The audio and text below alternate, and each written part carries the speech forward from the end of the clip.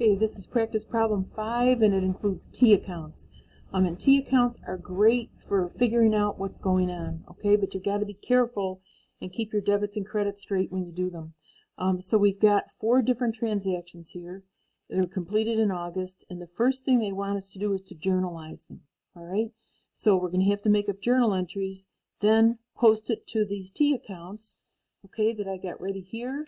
And then it looks like they must have a credit balance and accounts receivable, and they want to know what that might mean. So I'm going to move this up so you can see the journal entries. Okay. And our first entry is to bill customers for fees earned. So that would be a debit to accounts receivable for $73.09. And then what do they do? Fees earned.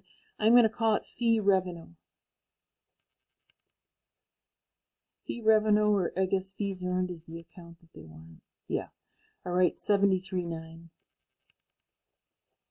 And the next one, purchase supplies on account. So we would have a debit to supplies and a credit to accounts payable. And that's $19.60. Okay. The third one is to received cash from customers on account. So received cash. Okay, so cash is coming in. That's definitely a debit to cash for $62,770. And they received it from customers on account. So customers were paying down their accounts receivable. Okay, what they owed us. So we would credit or decrease accounts receivable by $62,770. And then the last entry is we paid creditors on account. So that is, we paid $820. So we're decreasing our accounts payable, debit accounts payable, and credit cash, $820. Okay, so now we're going to post these entries to the T accounts.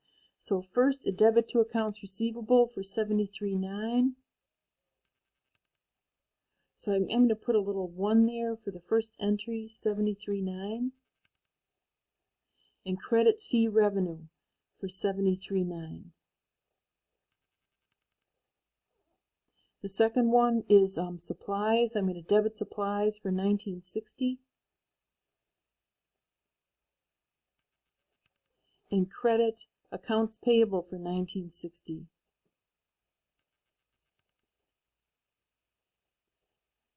Okay, and then for cash, we're going to debit, for number 3, we're going to debit cash for $62,770.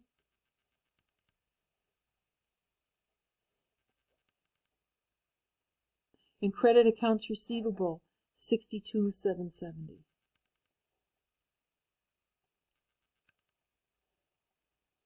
Okay, accounts receivable looks okay.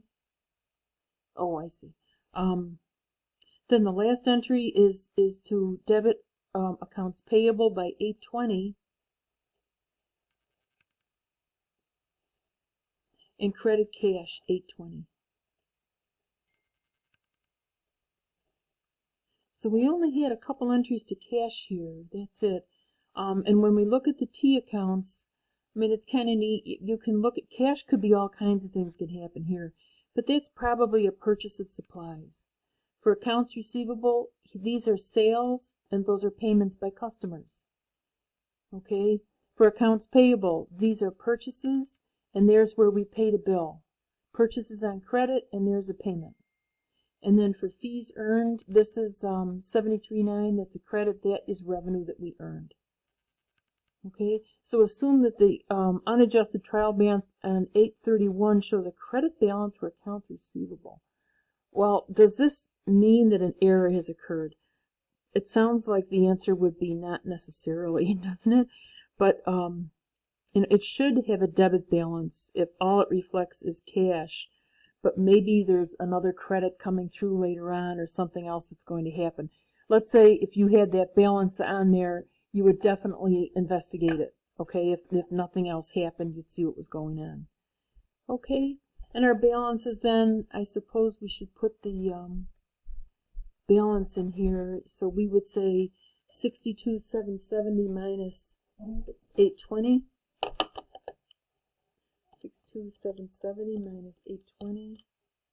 That would be 61,950 is my balance. And supplies, our balance is 1960. In accounts receivable, 73,900 minus 62,770. My balance is 11,130. That's how much people still owe us. And accounts payable, 1960 minus 820. And accounts payable, we still owe $1,140.